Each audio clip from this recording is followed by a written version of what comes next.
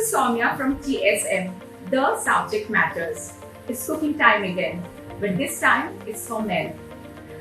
Cooking is often associated with girls or women, but what I feel, the best chefs are always men. Let's check what they have for us.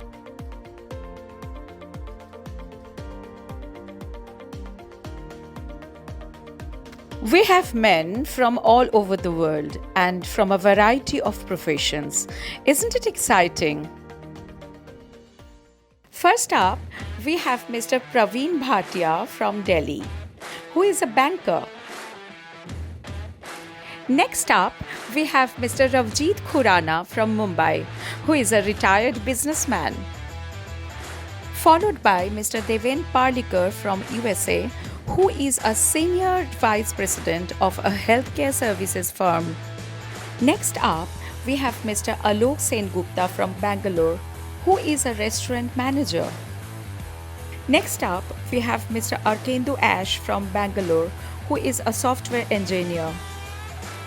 Next up, we have Mr. Laksh Gupta from Kolkata, who is a student.